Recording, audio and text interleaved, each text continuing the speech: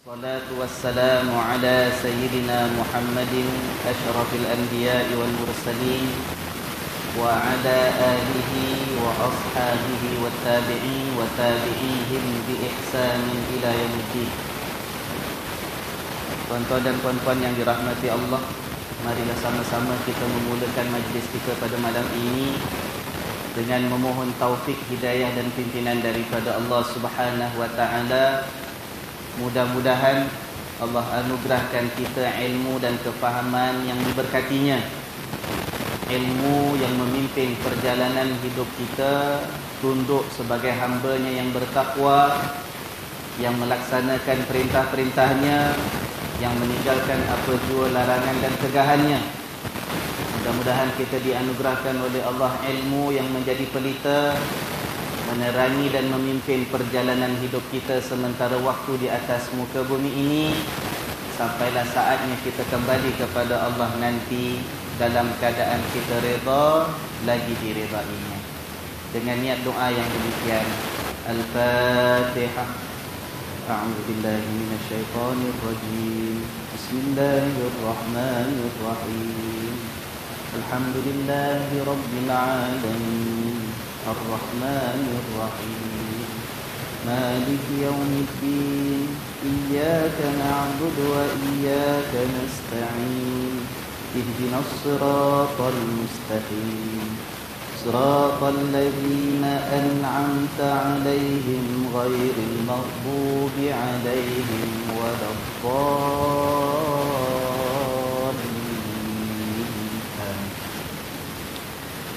Alhamdulillah, kita panjatkan syukur dan puji-pujian yang sebanyak-banyaknya kehadrat Allah Subhanahu wa taala.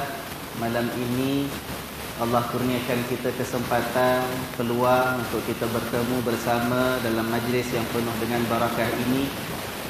Malam ini, majlis kita ini ialah majlis pelancaran awal kepada ketibaan bulan Ramadan yang akan datang, yang mana pada tahun ini juga insya-Allah diatur program-program yang tertentu untuk menghidupkan Ramadan kita nanti.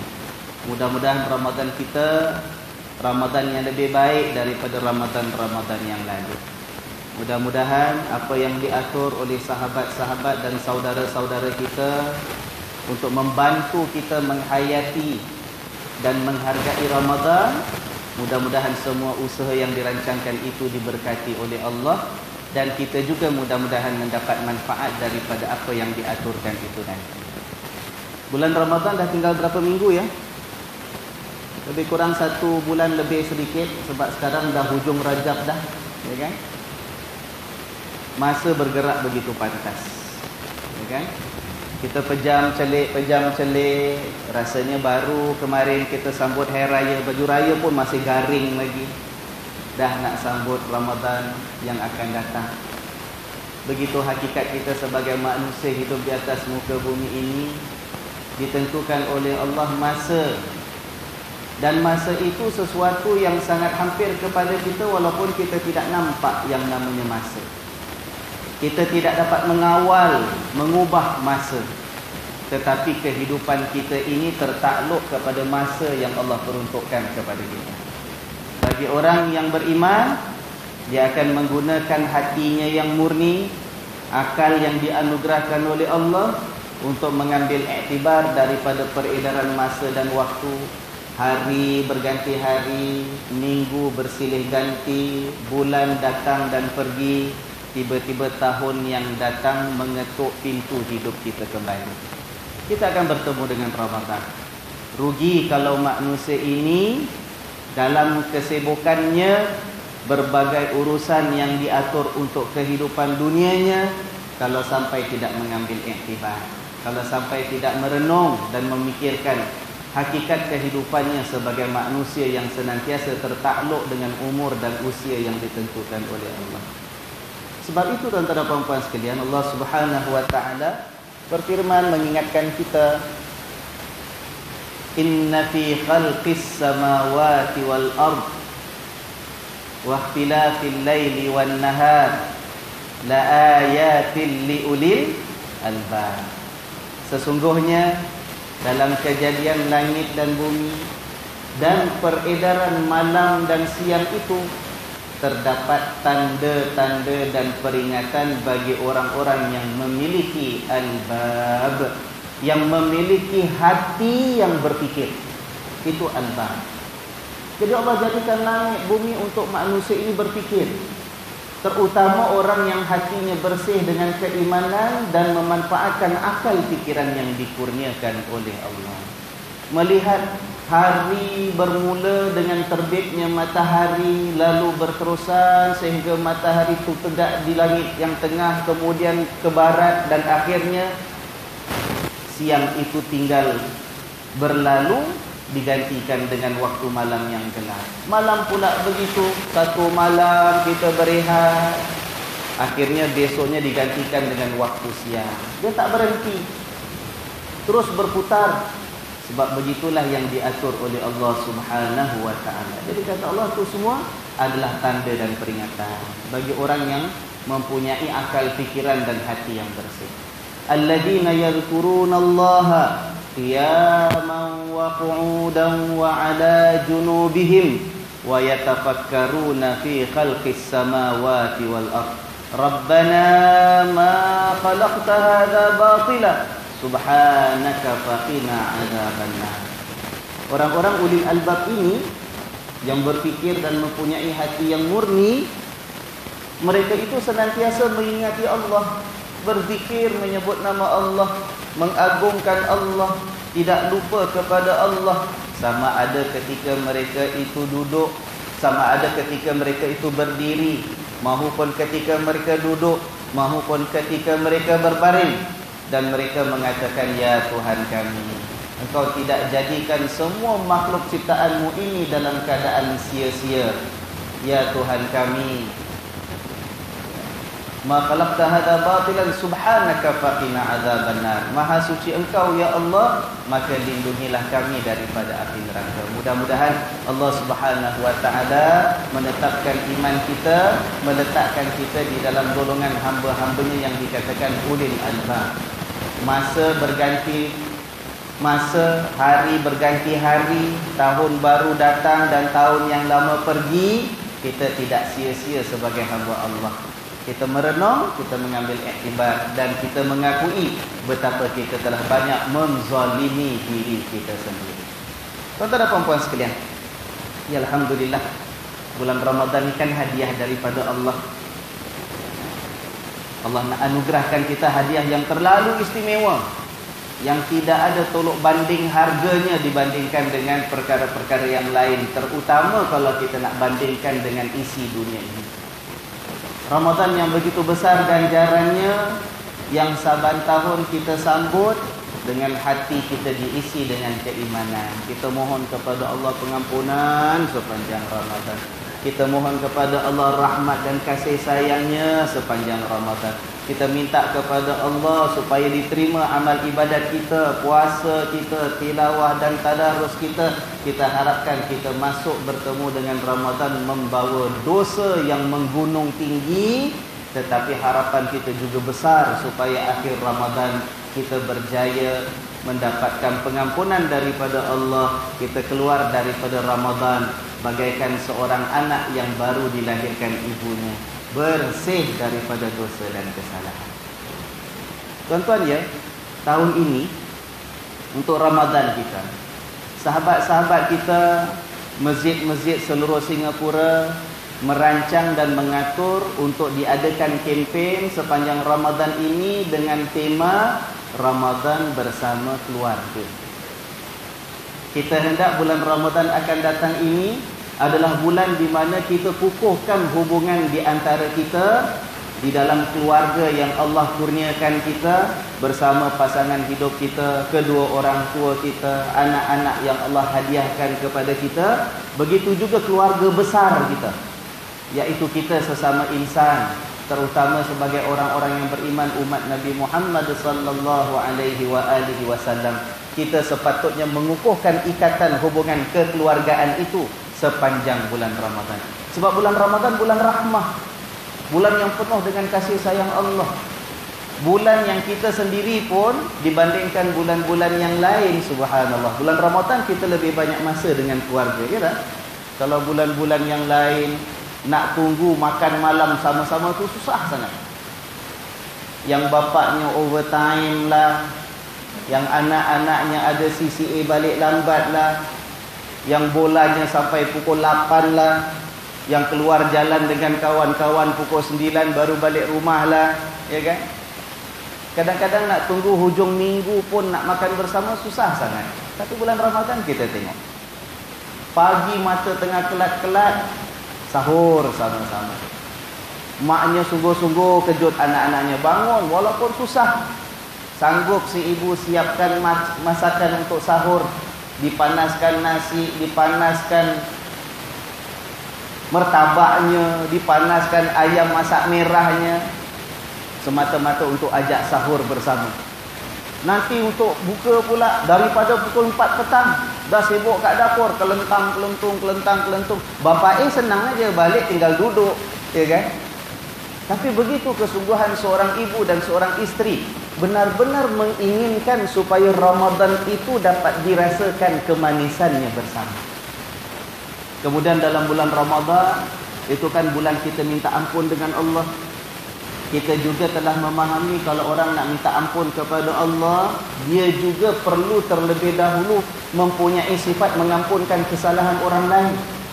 Bukankah ada hadis di mana Rasul sallallahu alaihi wasallam pernah memberikan gambaran, orang kalau tidak tahu mengampunkan orang lain kesalahannya, susah untuk mendapatkan pengampunan daripada Allah untuk kesalahan dirinya.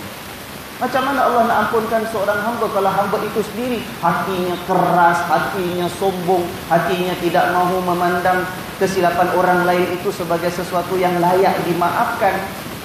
Tapi kalau dia sendiri salah dengan Tuhan, sibuk nak minta ampun dengan Allah Subhanahu wa taala. Sebab itu bila bulan Ramadan kita lihat bulan kita memaafkan sesama kita. Sebab itu kalau orang tanya ni datang daripada mana budaya orang Melayu ni, orang Islam ni, kalau datang bulan Hari Raya pula sibuk minta ampun, minta maaf zahir dan batin, datang daripada mana? Sebenarnya bukan sesuatu yang tak ada langsung sandarannya dalam agama. Cuma disesuaikan dengan jiwa orang Melayu. Jiwa orang Melayu ni dia lembut, dia halus. Dia kalau buat salah dia rasa bersalah dan dia nak memaafkan orang dan minta dimaafkan oleh orang. Dan itu adalah hikmah daripada pengampunan yang Allah sediakan sepanjang bulan Ramadan. Supaya bulan Ramadan kita minta ampun kepada Allah. Cukup Ramadan, jangan sampai ada dosa itu yang masih tergantung, tidak diampunkan sebab ada dosa sesama kita yang kita tidak saling memaafkan. Itu dah jadi budaya orang Melayu. Ada orang kata ni bid'ah lah, budaya minta maaf zahir batin lah. Pada saya tidak, sebab asasnya ataupun dasarnya ada dalam agama Allah Subhanahu wa taala. Maka tuan-tuan dan puan-puan sekalian, ambil kesempatan. Bulan Ramadan akan datang, kukuhkan ikatan keluarga antara kita. Tapi ingat ya, bila kita kata keluarga, keluarga kita ni bukan antara kita suami isteri dengan anak aja. Tidak. Kadang-kadang ada di antara kita ni terlupa bahawa keluarga kita lebih besar daripada itu. Kita ada keluarga, hubungan kita lebih utama dengan orang tua kita sendiri. Kadang-kadang kita sibuk fikir untuk anak-anak kita, hubungan kita suami isteri, ini rumah tangga kita, ini keluarga kita. Mak bapak yang jauh, kita tak rasa itu sebahagian daripada keluarga kita. Kemudian mak bapak kita lain, mertua kita lagi, adik-beradik kita lagi, itu semua adalah keluarga kita. Kukuhkan hubungan kekeluargaan di dalam bulan Ramadan. Tuan-tuan ya, saya nak cerita sedikit. Ambil iktibar daripada kehidupan baginda Rasulullah sallallahu alaihi wasallam. Saya katakan kita ini hidup, Allah anugerahkan kita keluarga, satu hadiah, satu nikmat yang sangat besar. Hargai nikmat keluarga yang Allah hadiahkan. Kukuhkan sepanjang tahun, tiap-tiap hari. Tapi bila datang bulan Ramadan, lebih-lebih lagi kita kukuhkan hubungan kekeluargaan. Sementara masih ada orang tua, bila datang bulan Ramadan, kalau kita sedar lepas raya tahun lepas dah jarang sangat kita berikan perhatian. Jarang kita jumpa, jarang kita ziarah, jarang kita malah nak telefon pun susah. dengan anak-anak kita, dengan sibuknya kita, dengan sibuknya anak-anak. Ambil peluang bulan Ramadan ini kita kukuhkan. Sementara orang tua masih ada dan sementara kita masih ada lagi kesempatan duduk bersama-sama dengan anak-anak kita. Kita lihat dari Rasulullah sallallahu alaihi wasallam. Nabi menghadapi cabaran, jalankan tugas berdakwah di jalan Allah Subhanahu wa taala, mengajak orang beriman, mengatur kehidupan masyarakat. Ada masanya terpaksa berhadapan dengan musuh. Mana layan orang Islam lain, layan yang orang bukan Islam lain, dengan jiran tetangga lain, yang rombongan orang daripada luar Madinah datang melawat dan ziarah lain. Subhanallah. Kita lihat hubungan Nabi sallallahu alaihi wasallam dengan keluarga baginda. Ada masanya terdapat cabaran. Dan peritnya yang dihadapi oleh Rasulullah sallallahu alaihi wasallam dengan anak-anak baginda. Sebab itu bila kita ini ada kesempatan, kita ambil dan kita manfaatkan kesempatan yang ada. Kukuhkan. Jangan sampai nanti bila dah sampai masanya, orang tua dah tak ada, baru nak teringat-ingat. Nanti bulan Ramadan teringat maknya dah tak ada, bapaknya tak ada. Bila nak dekat raya lagi lah dengan lagu-lagu raya mendayu-dayu, mak tak ada, bapak tak ada, anak yatim piatu lah. Sementara anak-anak masih ada. Manfaatkan. Tuan-tuan ya, Rasulullah sallallahu alaihi wasallam itu dianugerahkan beberapa orang anak oleh Allah Subhanahu wa taala, ya kan? Ada anak lelaki, ada anak perempuan. 6 orang anak Nabi sallallahu alaihi wasallam adalah daripada perkahwinan Nabi dengan Sayyidatuna Khadijah radhiyallahu anha. Yang bungsu satu orang itu daripada isteri Nabi dan namanya Maryam Al-Qibtiyah. 6 daripada Khadijah, seorang daripada Sayyidatuna Maryam. Anak Nabi yang nombor 1, anak perempuan. Siapa agak-agak namanya? Siapa? Jangan ingat Fatimah aja. Fatimah memang anak Nabi yang memang kita semua kenal. Tapi anak Nabi yang nombor 1 perempuan, siapa namanya? Siapa tahu? Sayyidatuna kan Ruqayyah. Ruqayyah nombor 3. Yang pertama anaknya Zainab radhiyallahu anha. Sayyidatuna Zainab. Kemudian anak yang kedua lelaki, namanya Al-Qasim.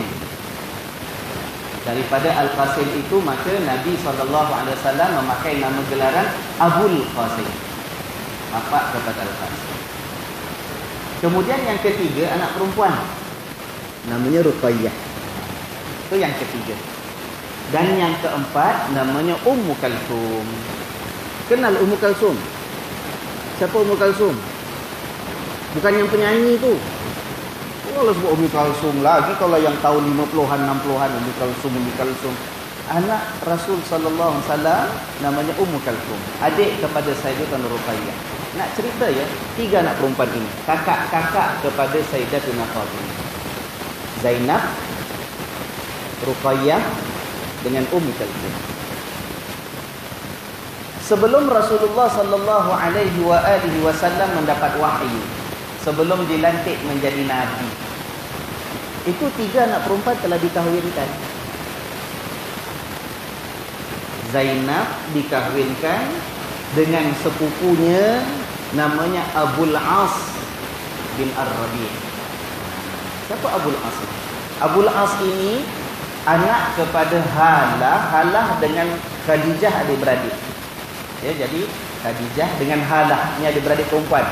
Khadijah berkahwin dengan Nabi sallallahu alaihi wasallam, ada anak namanya Zainab. Halah binti Khuwailid ada anak lelaki namanya Abul As. Jadi 2 sepupu ini dikahwinkan oleh Nabi sallallahu alaihi wasallam. Zainab dengan Abul As sebelum dapat wahyu. Jelas? Kemudian anak perempuan yang lagi satu namanya Ruqayyah pun dikahwinkan dengan seorang yang namanya Utbah. Adiknya namanya Ummi Kalsum dikawinkan dengan adik Utbah namanya Utaibah. Faham ni? Abang kawin kakak, adik kawin adik. Ruqayyah kawin Utbah, Ummi Kalsum kawin dengan Utaibah. Utbah dengan Utaibah ini kenal tak bapaknya siapa? Bapaknya itu yang masyhur dalam Al-Quranul Karim disebut namanya. Dan bapaknya itu namanya disebut dalam surah yang saya yakin hampir semua hafal surah itu. Ada satu surah, saya yakin hampir semua hafal surah itu. Dalam surah itu ada sebut nama bapa kepada Utbah dan Utaibah yang dikahwinkan dengan kedua putri Rasul sallallahu alaihi wasallam.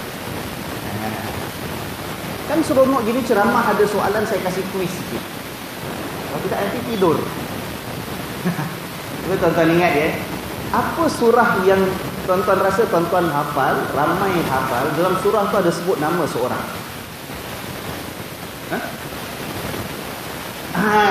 Tabbat yada mula perkataan depan dia. Siapa nama orang yang dalam surah tu? Abu Lahab. Tabbat yada Abi Lahabin wa tabb. Abu Lahab. Kan? Jadi kalau orang tanya Abu Lahab tu siapa dengan Nabi? Siapa Abu Lahab dengan Nabi sallallahu alaihi wasallam? Hakikatnya, faktanya ialah dia pernah berbesan dengan Nabi. Tapi kita sebagai adab jangan pula kita cakap suka Abu Lahab dengan Nabi tu besan tau. Tapi hakikatnya pernah menjadi besan. Kenapa? Sebab dua anak pemuda, anak lelaki Abu Lahab, Utbah dengan Utaibah, pernah berumah tangga dengan dua puteri Nabi SAW. Namanya Ruqayyah dengan Ummi Kalsum. Okey.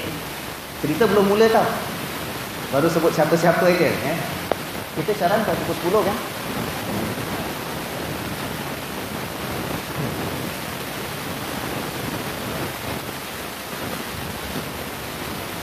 Selepas Rasulullah sallallahu alaihi wasallam mendapat wahyu daripada Allah, dan kemudiannya Rasul sallallahu alaihi wasallam selepas satu tempoh daripada wahyu pertama Iqra, kemudian turun wahyu yang berikutnya, suruh Nabi berdakwah, ajak orang untuk percaya kepada Allah. Nabi pun berdakwah. Orang Quraisy menolak dakwah Nabi sallallahu alaihi wasallam. Orang-orang Mekah tak terima, orang Mekah marah, orang Mekah benci dengan apa yang dibawa oleh Rasulullah sallallahu alaihi wasallam. Pada ketika itu, orang-orang kampung ni semua ni, satu Mekah ni, bayangkan tuan, pergi cari menantu-menantu Nabi. Ada berapa orang tadi tu menantu Nabi? 3 orang. Suruh ceraikan isteri masing-masing. Hasut. Kau ni apa bapak metuntau macam gini? Dah tak betul. Suruh tinggalkan agama datuk nenek moyang kita. Pergi. Lepaskan. Tinggalkan. Isteri masing-masing ceraikan. Pergi hantar balik dengan bapak dia. Ada dia? Tekanan kuat. Abu Lahab mendesak kedua anaknya untuk ceraikan isteri masing-masing. Dia kata, aku haramkan kamu daripada terus hidup berkeluarga sebagai suami kepada anak-anak Muhammad. Suruh lepaskan, suruh ceraikan. Dan benar-benar kedua-duanya Utbah ceraikan Ruqayyah, dan juga Utaibah ceraikan Ummi Kalsum. Malah lebih dahsyat daripada itu, si Utaibah ni, adik ni, dah lepas ceraikan Ummi Kalsum, malah dia macam bapak dia. Sakiti Nabi, cemoh Nabi, hina Nabi. Sampaikan Nabi SAW dalam salah satu riwayat berdoa kepada Allah untuk timpakan balak kepada Utaibah. Ya Allah, kau musnahkanlah dia ataupun hantar kepadanya salah satu daripada anjing-anjingmu, ya Allah. Itu ada riwayat menyebut demikian. Dalam sebuah riwayat ada disebut juga, walaupun dibincangkan riwayat itu oleh para ulama, tetapi ada riwayat menyebut bahawa satu masa memang betul ada binatang buas, ada kata anjing, ada kata bukan anjing, yang datang membunuh Utaibah. di halayak orang ramai. Itu riwayat ada dikisahkan, ada diceritakan dan dikaji, tapi itu riwayat yang masyhur. Nak jadi cerita, Utaibah lepas ceraikan isterinya iaitu Ummi Kulsum, dia cukup memusuhi Nabi sallallahu alaihi wasallam. Cukup biadab dengan Rasul sallallahu alaihi wasallam. Baik, Utbah dah ceraikan Ruqayyah, Utaibah dah ceraikan Ummi Kulsum. Dipulangkan kepada Nabi sallallahu alaihi wasallam. Tapi yang suaminya Zainab, yang kakak sulung, yang suaminya namanya Abul As bin Ar-Rabi, dia mati-matian tak nak ceraikan isteri. Padahal dia tak beriman. Dia tak terima dakwah Nabi SAW. Tapi dia tak ceraikan. Dia bertahan sebab sayang dan cintanya kepada seorang isteri yang begitu mulia. Peribadinya, perwatakannya, tutur bicaranya, akhlaknya. Ini didikan Nabi SAW, bukan sebarang orang. Saking sayangnya dengan Zainab, dia tak ceraikan. Malah ada riwayat yang masyhur menceritakan dia bercakap dengan isterinya, "Ayah," kalau bahasa kita lah ya, "abang bersumpah dengan nama Tuhan, abang tak ada apa-apa, tak ada hina, tak ada benci dengan bapa ayah. Benda yang paling abang nak buat sekarang kalau boleh ialah kita berdua ke mana saja seiringan ayah. Tapi abang tak boleh buat apa-apa, abang tak boleh buat sesuatu perkara yang nanti orang kata aku ini ataupun abang ini menghampakan keluarga dan melawan kata-kata orang tua. Abang tak boleh ayah, abang minta maaf." Begitu sekali. Begitu sekali. Lalu mereka meneruskan kehidupan sebagai suami isteri. Sebab waktu itu belum ada lagi hukum daripada Allah, suami isteri mesti sama-sama beriman. Kalau teruskan perkahwinan, teruskan sebagai hidup keluarga Sayyidatuna Zainab dan juga Abul As. Kita lihat ya. Saya kisahkan satu persatu. Kita tengok kisah Ruqayyah dulu tadi, yang diceraikan oleh Utbah anak Abu Lahab. Selepas diceraikan, kemudian dia dikahwinkan oleh Rasulullah sallallahu alaihi wasallam dengan sahabat baginda yang namanya Sayyidina Uthman bin Affan. Ya, Sayyidina Uthman. Sayyidina Uthman antara sahabat Nabi yang awal-awal kat Mekah dah masuk Islam dah. Orangnya baik, orangnya soleh. Sayyidina Uthman ini antara cirinya ialah dikenali sebagai seorang yang sangat pemalu. Dikahwinkan dengan Ruqayyah. Tapi keadaan kat Mekah dengan begitu sekali tekanannya, ancamannya, ugutannya, siksaannya, gangguannya orang-orang kafir di Mekah. Sampaikan ada sekumpulan sahabat yang minta izin kepada Nabi sallallahu alaihi wasallam untuk keluar daripada Mekah pergi tempat lain yang ada tempat yang aman sebagai orang Islam. Lalu Nabi SAW mengizinkan ataupun memerintahkan mereka pergi ke negeri Habasyah. Kalau ikut istilah negara moden sekarang namanya Ethiopia. Ya kan? Itu kena seberang laut. Laut Merah. Daripada tanah Mekah nak pergi Ethiopia kena seberang laut tu. Pentas padang pasir seberang laut sampai ke negeri Habasyah. Di antara yang ikut berhijrah ialah Sayyidina Uthman dengan isterinya iaitu puteri Nabi sallallahu alaihi wasallam Sayyidatuna Ruqayyah. Hijrah pergi ke Habasyah.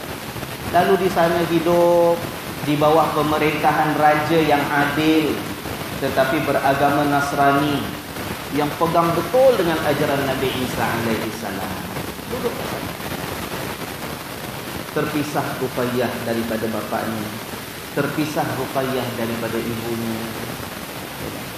Bayangkan hati seorang anak perempuan walaupun ikut suami, tapi bapa ditinggalkan di Mekah dalam keadaan diancam, disakiti. Dia sebagai anak, bayangkan ya, kalau boleh anak kan nak bersama berdampingan dengan bapa, pertahankan. Ini bapa yang dikasih, ini ibu yang begitu juga disakiti orang, kalau boleh nak dipertahankan. Tapi sebab ikut suami,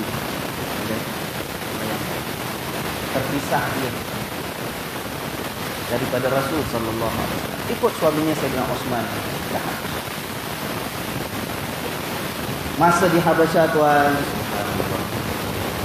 mengandung. Tetapi dengan takdir Allah Subhanahu wa taala, kandungannya gugur. Mungkin sebab hidup kat sana jauh daripada keluarga, suasana, cuaca tak seperti biasa, saudara mara jauh, gugur kandungannya. Sampai satu masa sahabat-sahabat yang ada di Habasyah dengar berita bahawa orang-orang Mekah dah ramai-ramai masuk Islam. Dapat berita. Nak cek macam mana, bukan ada WhatsApp cek betul ke tak betul ke. Bila dengar berita orang-orang Mekah masuk Islam, sahabat-sahabat yang ada di Habasyah pun buat keputusan balik ke Mekah. Balik ke Mekah. Rupa-rupanya bila sampai di Mekah dapat tahu berita itu berita angin yang tak benar. Orang Mekah masih lagi dahsyat dengan cara mereka melayan Nabi SAW dengan sahabat-sahabat yang ada.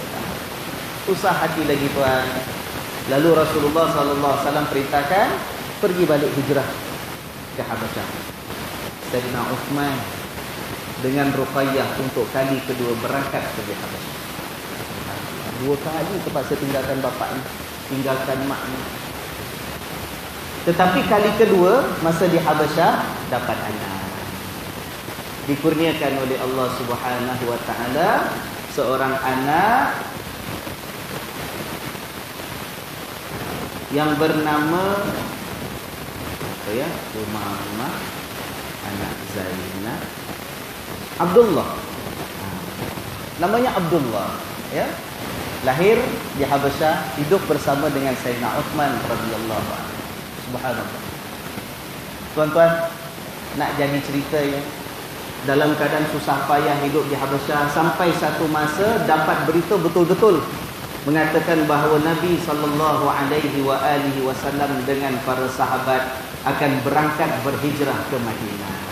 Jadi sahabat-sahabat yang ada di Habasyah pun ikut susul daripada Habasyah berpindah untuk bersama-sama dengan Nabi SAW di Madinah.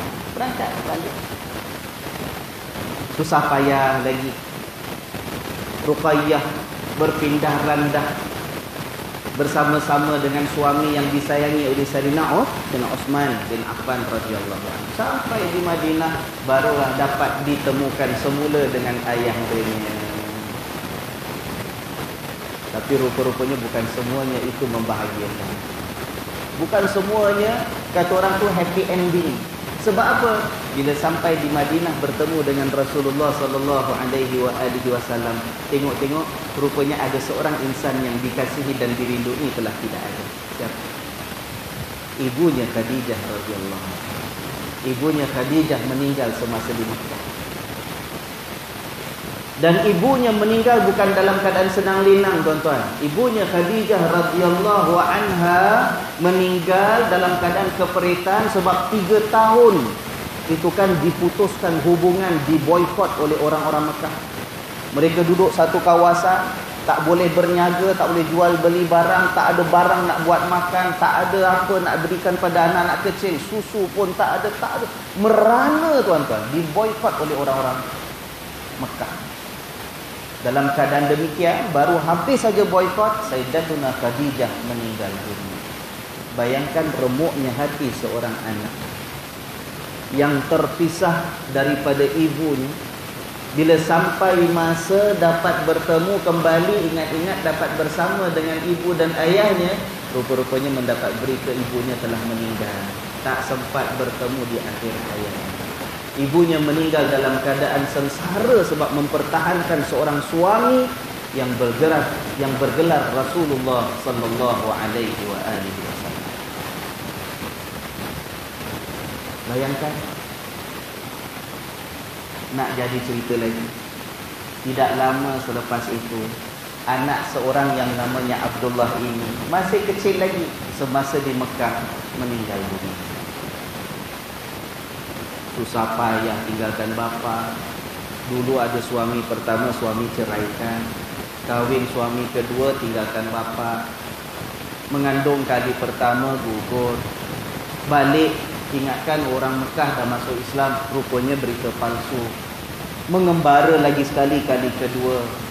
Dapat berita nak berhijrah ke Madinah. Sampai Madinah mak dah tak ada, tak sempat jumpa. Tak lama kemudian anak pula meninggal dunia. Tuan-tuan, kita masih ada keluarga. Anak-anak masih dengan kita. Ramai di antara kita orang tua masih ada. Sibuk macam mana pun, ambil manfaat. Kesempatan bulan Ramadan ini, kukuhkan ikatan keluarga. Tak lama lepas anaknya meninggal dunia, Sayyidatuna Ruqayyah radhiyallahu anha jatuh sakit. Lalu dia pula meninggal dunia. Bayangkan hati dan perasaan seorang bapa.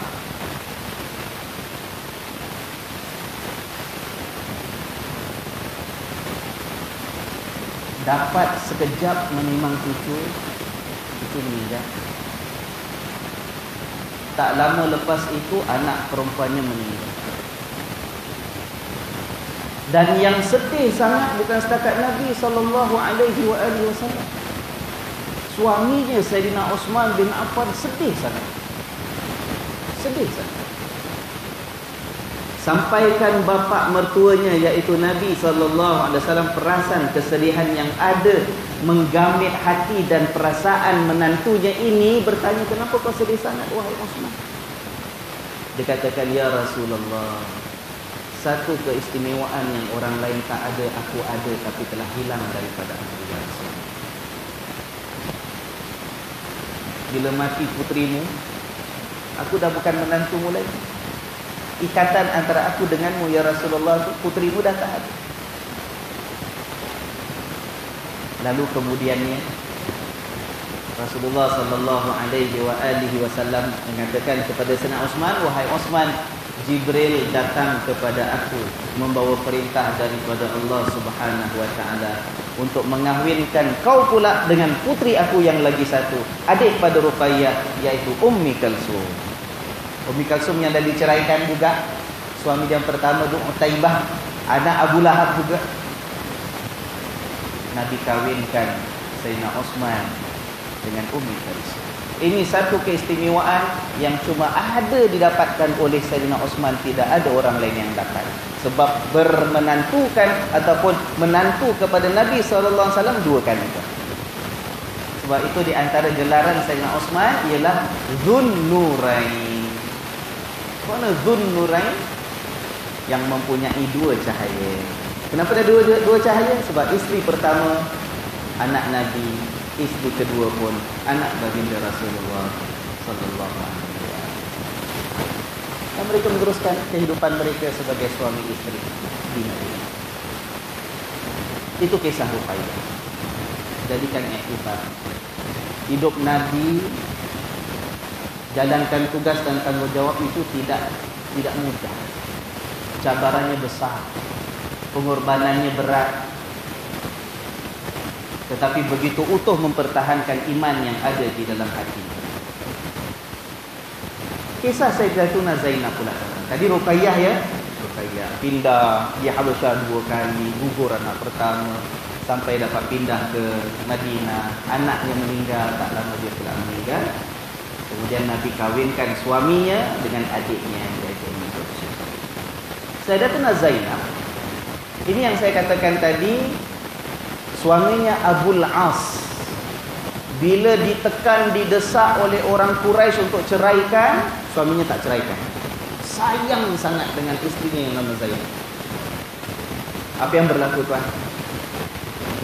Rasulullah sallallahu alaihi wasallam dengan para sahabat berhijrah ke Madinah. Sayyidatina Zainab terpaksa tinggal di Mekah sebab ada suaminya. Suaminya tak masuk Islam. Tinggal di Mekah. Bayangkan tuan, bapa dah pergi, kawan-kawan bapa, adik-beradik, saudara mara yang beriman semua dah pergi. mak dah meninggal, Sayyidatina Khadijah dah meninggal. Duduk kat Mekah bersama dengan suami, yang suami ini tiap-tiap hari ditekan, didesak oleh orang Mekah untuk ceraikan dia. Ibu-ibu sanggup tak kalau jadi isteri di tempat yang seperti itu? Suami tak beriman, suami didesak, dan bayangkan hidupnya, peritnya, susahnya di Mekah. Dikata orang, dihina orang, disindir orang, dibenci satu Mekah. Sebab ini anak kepada Muhammad bin Abdullah sallallahu alaihi wasallam yang mereka semua benci.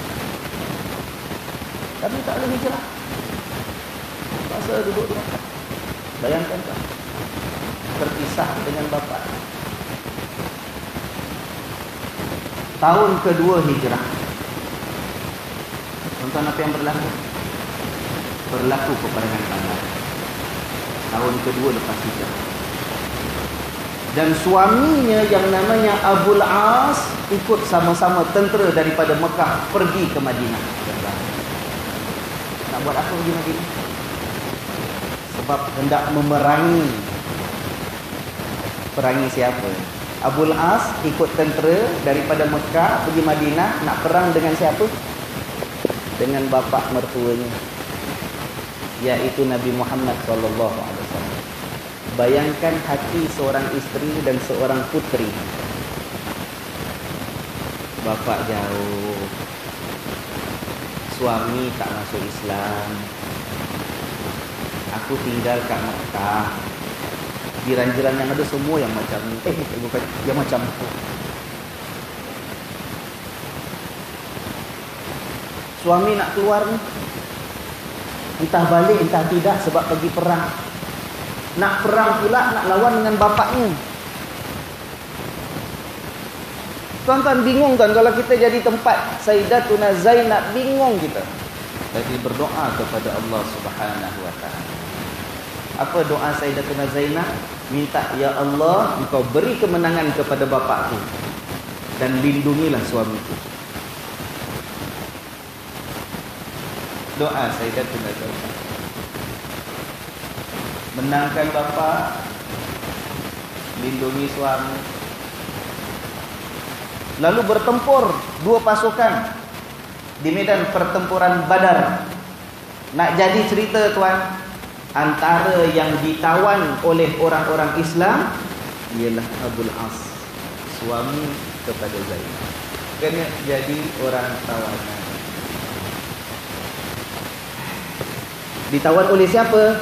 Bapa mertuanya. Ini yang suruh masuk Islam, tanda masuk Islam. Sebab itu sampai anak aku tak dapat hijrah ikut aku, tinggal kat sana, hidup tertekan. Kalau kita jadi bapa mertua, apa kita buat dengan menantu macam ni? Tapi tak begitu kan akhlak Nabi SAW.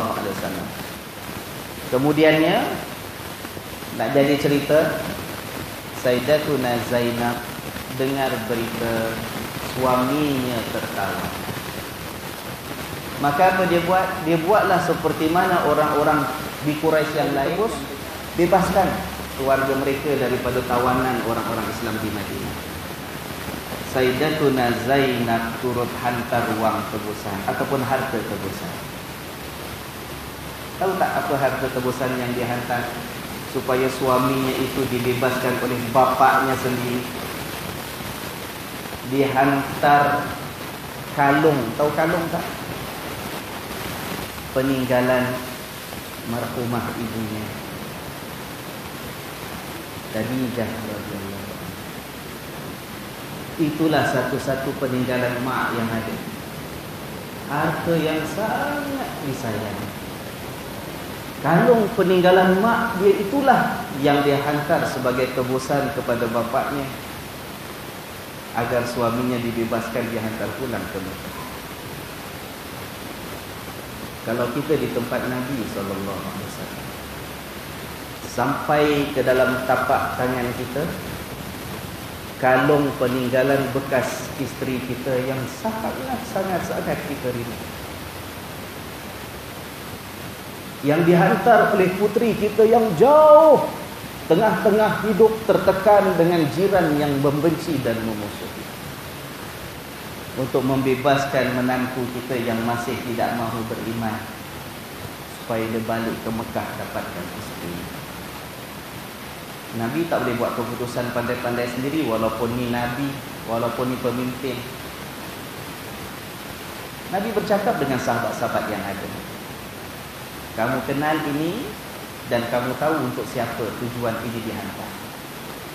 Kalau kamu fikir ada baiknya untuk bebaskan Abu As, terpulanglah kepada kalian, kepada Nabi. Kata Nabi SAW. Nabi kata terpulang pada sahabat, bincang.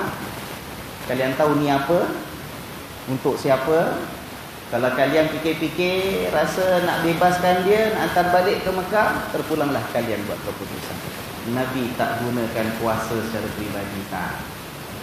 Padahal Nabi boleh buat keputusan.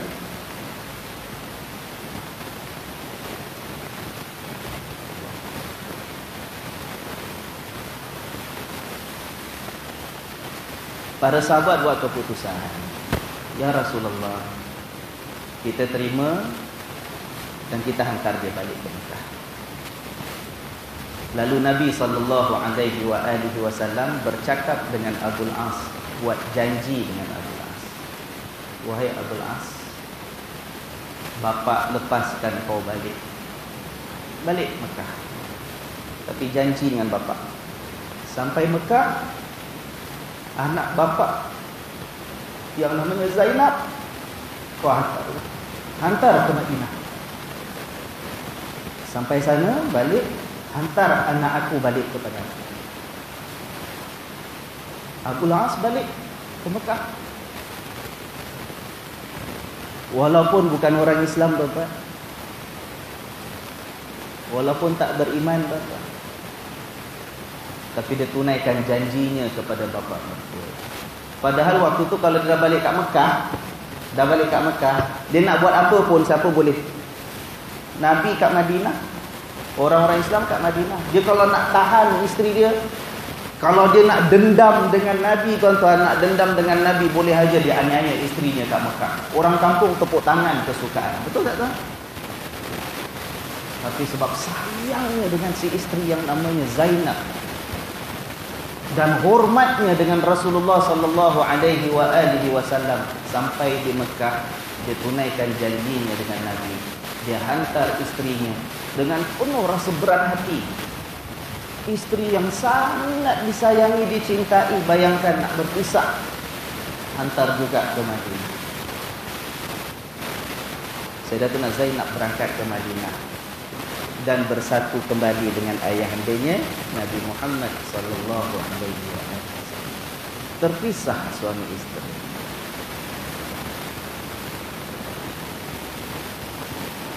Yang masih punya isteri, hargai.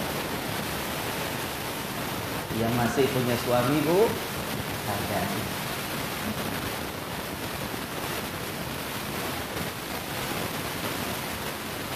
Nah, jadi cerita, tuan-tuan, ya.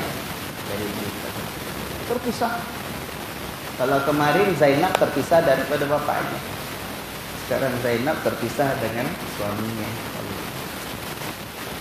Nak jadi cerita pada tahun ke-6 Perang Badar, tahun ke-2, lepas 4 tahun, tuan, tahun ke-6 Hijrah, Nabi SAW dengan sahabat-sahabat daripada Madinah nak masuk Mekah, nak buat umrah, tapi ditahan.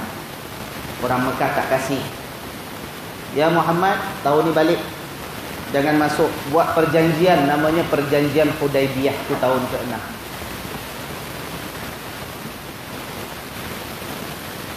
Nabi balik. Sahabat tak selesa, macam mana kita dah tinggal nak masuk dah, bukan orang boleh larang kita. Ikut pada perjanjian tu pun berat sebelah, tak adil. Tapi dah itulah perjanjian yang diterima oleh Nabi SAW. Nabi kata kita balik. Batalkan ihram masing-masing. Sembelih dam, kambing kan, sebagai denda sebab batalkan. Dah pakai ihram nak masuk Mekah tapi tak jadi masuk, nak batal balik. Habis perjanjian, Nabi jumpa dengan sahabat yang semua berkemah luar Mekah. Kita balik, tanggalkan baju masing-masing, kita balik. Nabi masuk kemah, sedih. Sampai isteri Nabi tanya, "Bang, kenapa bang sedih sangat?" Rupa-rupanya Nabi perhatikan sahabat-sahabat tak berganjak. macam tak dengar apa yang Nabi perintahkan. Nabi kata kita balik, buka kain ihram, balik, semua tak nak buka. Sebab macam tak percaya tuan, macam kita dah nak masuk dah. Buat perjanjian suruh balik padahal tak adil. Isterinya pun, isteri baginda sallallahu alaihi wasallam nasihatkan, inilah bang, saya nasihatkan. Kalau abang cakap semua tak dengar, tak apa. Abang keluar, abang ambil kambing yang ada, dah siap untuk sembelih, abang sembelih depan semua orang. Biar sahabat-sahabat tengok betul memang Nabi serius betul-betul kena balik. Sembelih depan orang semua. Nabi pun ikut saranan tu, Nabi sembelih binatangnya sebagai dam nak buka ihram, sahabat tengok, baru mereka semua sedar betul-betul kena balik. Itu tahun ke-6 perjanjian Hudaibiyah. Nah, lepas perjanjian Hudaibiyah ini nak berlaku satu cerita. Abul As yang tadi suaminya Zainab, dia ni ahli peniaga. Dan di antara dia punya, kita kata tugasan dia ialah selalu diberi upah oleh orang Mekah untuk bawa barang perniagaan mereka, diwakilkan pada dia, bawa ke negeri Syam. Syam tu sekarang kawasan Syria. Pergi sana, berniaga kat sana, untungnya bawa balik, baru dibagikan kepada tuan punya harta perniagaan. Jadi broker lah, ya, jadi businessman, wakil kepada orang-orang Mekah. Jadi dia pergi. Dalam perjalanan balik ni, dah bawa harta keuntungan, nak bagikan pada tuan punya orang-orang kat Mekah. Dalam perjalanan, dia dihalang oleh satu pasukan tentera orang-orang beriman. Orang Islam halang mereka, halang. Jadi kemudiannya harta dirampas. Itu kan suasana perang kan? Suasana perang. Dirampas. Bila dah dirampas, dia tak boleh buat apa-apa. Dia pun lari, selamatkan diri Abul As. Lari-lari masuk ke Madinah waktu malam senyap-senyap. Masuk ke Madinah waktu malam senyap-senyap. Dia pun pergi cari rumah isteri dia yang namanya Zainab tadi. Ini lepas berapa tahun tuan? 4 tahun. Tahun kedua berpisah lepas perang Badar. Ini tahun ke-6, ya. Ada kata pada tahun ke-7 peristiwa itu berlaku. Tahun ke-7 yang dia itu disekat perjalanannya sampai dia masuk ke Madinah pada waktu malam senyap-senyap. Dia cari rumah isteri dia Zainab. Dia jumpa, dia kata, "Nak, abang minta menumpang kat rumah kau." Ya kan? Jadi tamu. Zainab setuju. Tak ada orang tahu. Masuk waktu subuh, Sayyidatina Zainab salat di masjid dalam kawasan orang-orang muslimat, jamaah wanita. Lepas salat subuh, dia pun berdiri. Dia mengatakan, "Wahai sahabat-sahabat semua, aku jadi tuan rumah kepada tetamu, iaitu Abul As." Orang terperanjat tuan. Nabi SAW lepas salat jadi imam tu, dengar putrinya kata, Nabi pun terperanjat.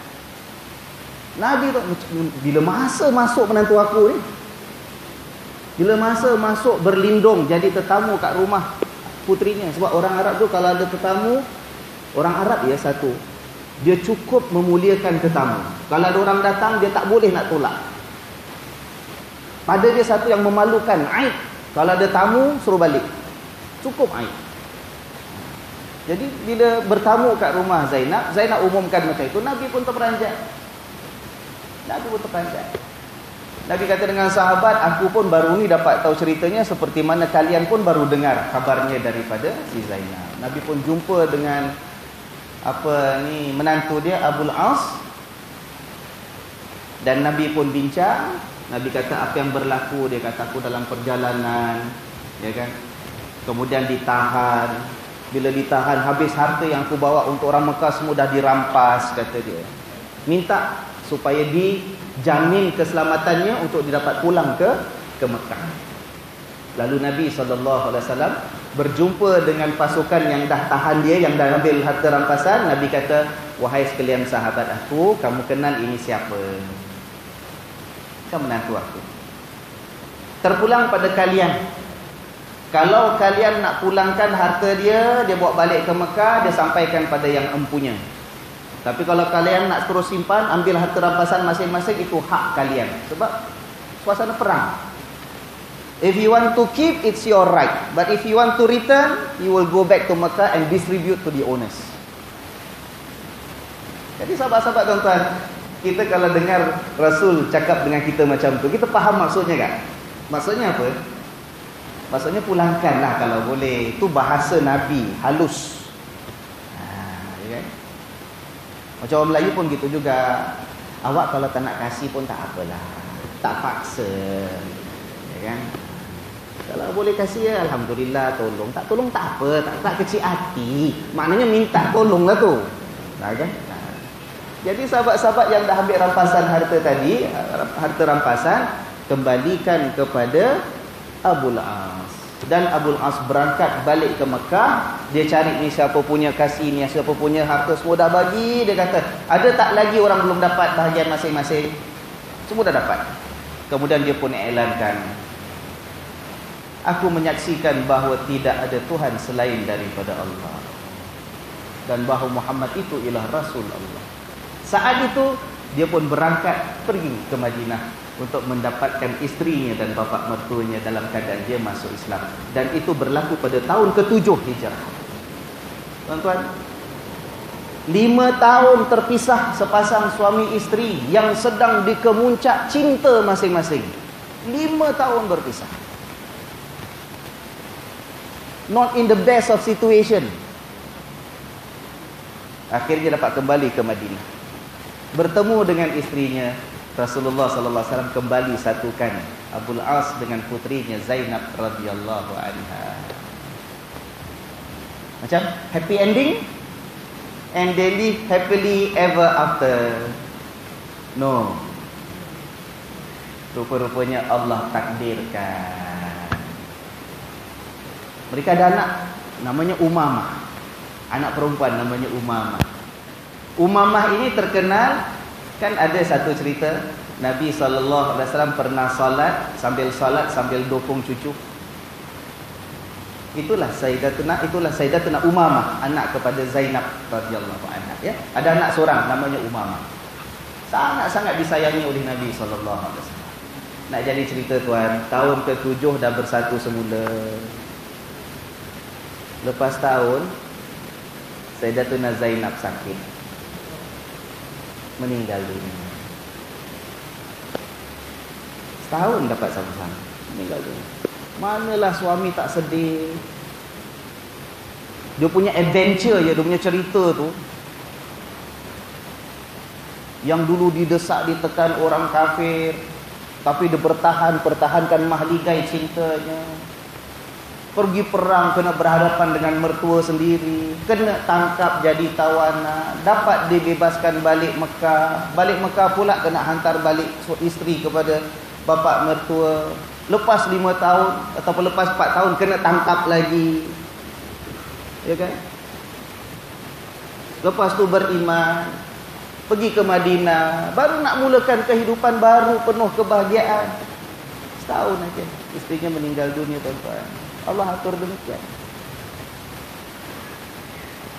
Dia punya sedih, sampaikan ada riwayat diceritakan Rasulullah sallallahu alaihi wasallam seringkali nampak dia duduk kat kubur, jalan pada waktu malam seorang-seorang sebab jiwa.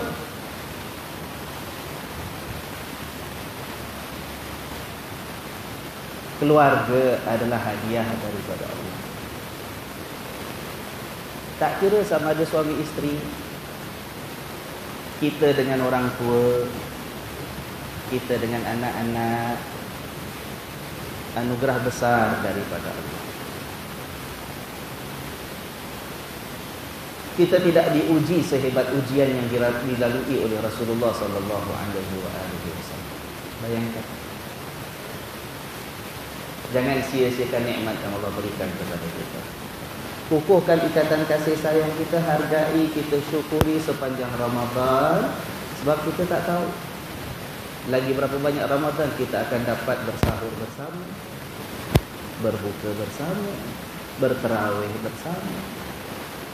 Nanti kemas rumah sama-sama nak sambut raya. Allah.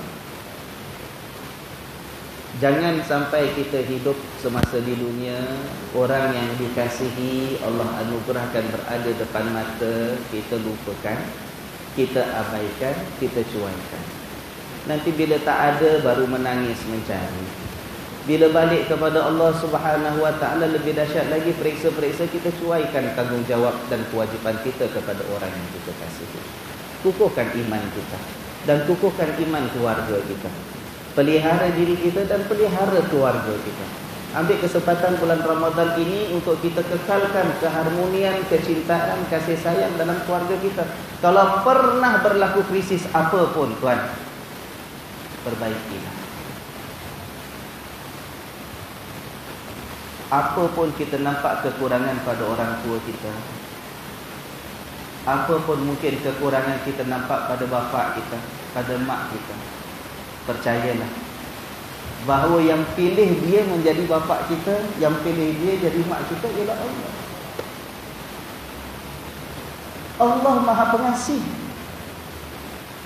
Bila Allah pilih itu berdasarkan kasih sayangnya pada kita.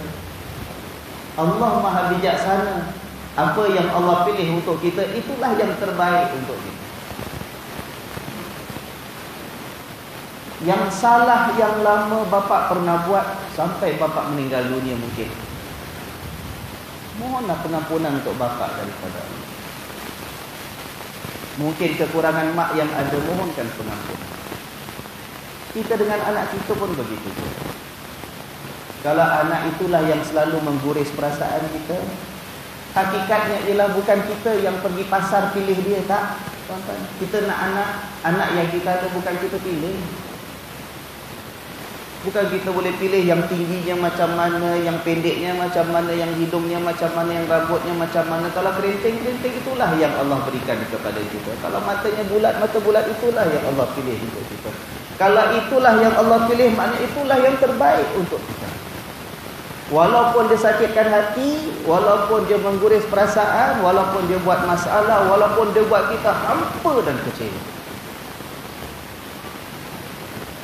Jangan lupa bahawa pernah satu hari dulu lahirnya dia telah membuat kita ketawa bahagia.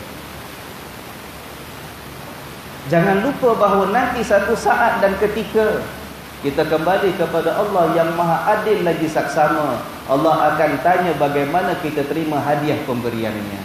Apakah kita nak kata kepada Tuhan, terima kasih jelas ya Allah, aku dah buang dia, dah tak terima dia sebagai anak aku lagi. Tuhan, kita tidak tahu siapa yang nanti akan selamatkan kita. Masa kita hidup mungkin dia sakitkan hati, manalah tahu Allah buka pintu hatinya. Lepas kita tidak ada, dia ingat kita. Lepas kita tidak ada, dia insaf sebab pernah menyakitkan hati kita. Lepas kita tidak ada, dia beriman, menadahkan tangan, berdoa, memohonkan pengampunan untuk kita. Kita tak tahu. Ayo, Ramadan akan datang, bulan kasih sayang, bulan kecintaan. Anak-anak kita, remaja-remaja kita menghadapi berbagai cobaan dan cabaran. Pengaruh, macam-macam pengaruh, tuan.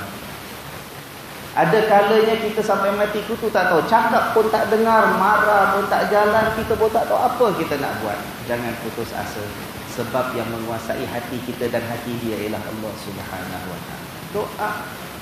Bulan Ramadan duduk sama-sama, habiskan masa makan sama-sama dengan penuh kemesraan. Jangan marah-marah, tuan. Tegur ya tegur. Ingat kedua orang tua kita, adik-adik kita, pasangan hidup kita dan anak kita. Mudah-mudahan Ramadan ini Ramadan yang penuh dengan kemesraan kita dengan keluarga. Boleh tak insya-Allah?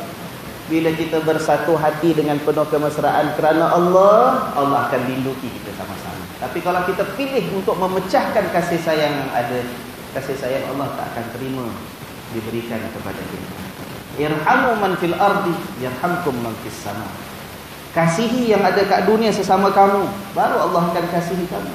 Man la yarham la yurham. Siapa tak tahu nak mengasihi, dia tidak akan dikasihi oleh Allah Subhanahu Wa Taala. Bayangkan hati kita penuh dengan kebencian sesama keluarga, sesama saudara mara. Bulan Ramadan pun masih lagi dengan penuh kebencian. Dalam masa yang sama kita minta ampun. Allahumma innaka afuwun tuhibbul afwa fa'fu anna, ya Allah Ta'ala yang Maha Pengampun, ampunkan dosa-dosa kami ya Allah. Tapi kita sesama kita hati yang terus benci kita biarkan. Dendam sesama saudara kita biarkan membengkak dalam hati. Rasa tak puas hati dengan orang tua kita sendiri sampai sekarang masih lagi membengkak.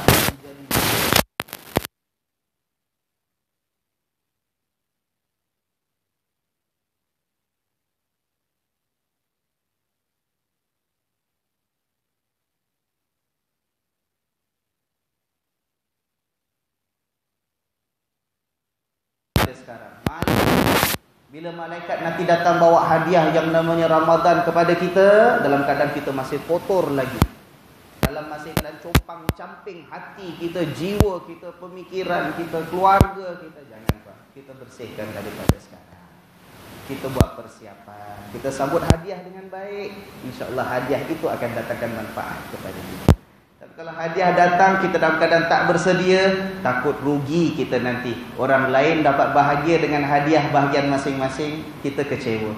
Kata orang masuk Ramadan, keluar Ramadan 40 tahun puasa pun sama juga keadaan kita, kan malu dengan Tuhan je.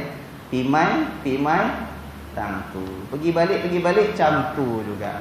Inna lillahi wa inna ilaihi raji'un. Alhamdulillah. Sekian saja pertemuan kita pada malam ini, insya-Allah. Allah panjangkan umur kita, Allah tetapkan iman kita, Allah pertemukan kita dengan Ramadan yang akan datang ini, dan Allah bersihkan kita daripada segala kekotoran yang masih ada dalam hati ini ya rabbal alamin. Bismillahirrahmanirrahim.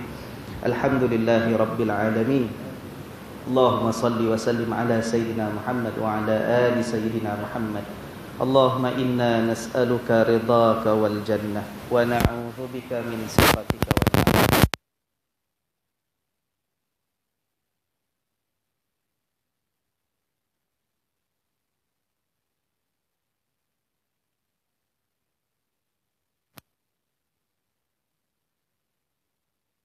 Ya Tuhan kami, segala puji-pujian ini milik-Mu ya Allah. Tiada yang layak disembah kecuali Engkaulah Tuhan sekalian alam ini. Engkaulah yang menjadikan langit dan bumi ini ya Allah. Engkaulah yang memiliki dan menguasai segala yang ada di langit dan bumi milik-Mu ya Rabbal Alamin. Sesungguhnya kami adalah hamba lemah lagi terdiri. Tiada daya dan tiada upaya kami melainkan hanya dengan bantuan dan perlindungan-Mu. Ya Allah, kami permohonan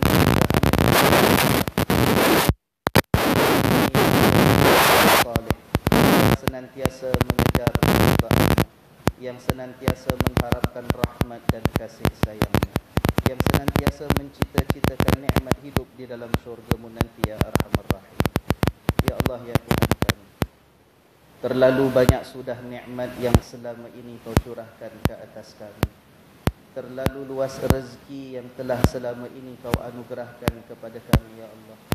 Namun kami mengaku juga masih terlalu sedikit kesyukuran kami terhadap-Mu.